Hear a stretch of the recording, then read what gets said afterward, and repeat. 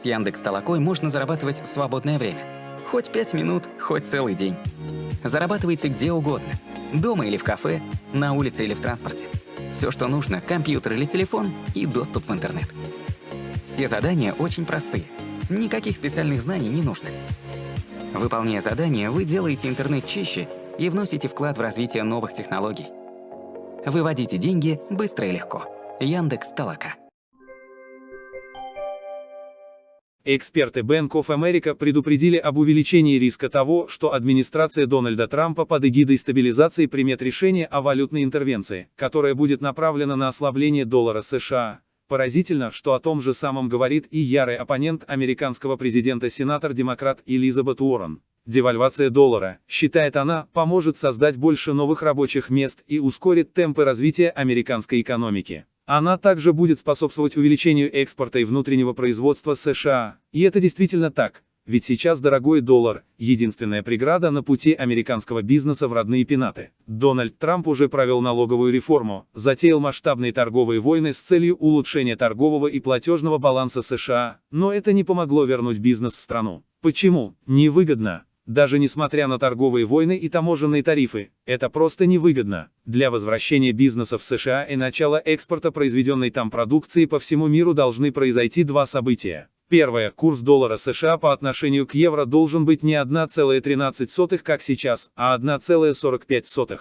Второе. Затраты на производство в США должны резко снизиться, а производительность труда резко вырасти. Теоретически добиться этого относительно легко, надо девальвировать доллар. При соотношении доллар к евро 1,13 немецкие машины однозначно выгоднее при 1,45, все наоборот. Только вот есть огромная вероятность того, что экономика Германии и вообще Евросоюза начнет загибаться. Но разве это волнует США? Сегодня для США относительно комфортна просадка курса доллара как минимум на 15-20% относительно других валют. По крайней мере, этого хочет американская администрация. Мне нужен сильный доллар, но такой, который будет полезен для нашей страны. А не доллар настолько сильный, что мы не можем вести бизнес с другими странами, говорил Дональд Трамп в марте. А на прошлой неделе он обрушился с критикой на главу Европейского центрального банка Марио Драги. Марио Драги сообщил о возможности дополнительного стимулирования, что сразу же увело курс евро к доллару вниз и позволило им несправедливо легче конкурировать с США. Европейцам сходит это с рук годами вместе с Китаем и другими.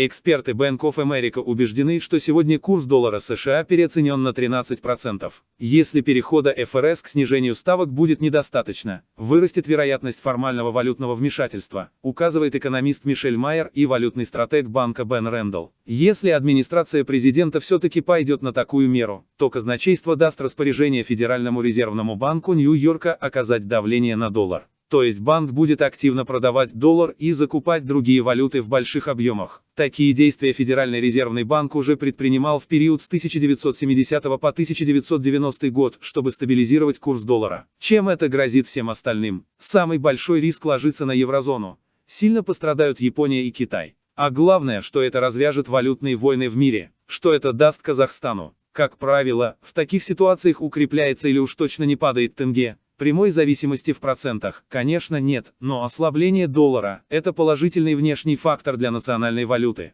Кроме этого, ослабление доллара может спровоцировать взлет цен на фондовых рынках, а также рост металлов и универсального защитного актива золота, которое уже бьет многолетние рекорды. Кроме этого, возможны сильные движения цен на развивающихся рынках. Кажется, что все это выглядит очень круто. Но это только краткосрочная перспектива. В долгосрочной все совсем не весело. Любые войны, будь то торговые или валютные, не идут на пользу всем сторонам. Выгоду может получить лишь одна, да и то, какой ценой. В данном случае во имя роста конкурентоспособности экономики США может быть принесена в жертву стабильность во всем остальном мире. Что делать частным инвесторам? Перейти к инвестициям в других валютах. В мире много хороших валют: евро, швейцарский франк, иена, канадский доллар, но доходность большинства надежных и ликвидных инструментов в этих валютах минимальна. К сожалению, так сложилось, что особой альтернативы доллару нет, именно в нем номинировано больше всего ликвидных и доходных инструментов. Всегда можно перейти к инвестициям в более доходных, но и более рискованных инструментах, валютах развивающихся стран. И самый главный совет – не паниковать, ведь не факт, что Трампу вообще удастся девальвировать доллар.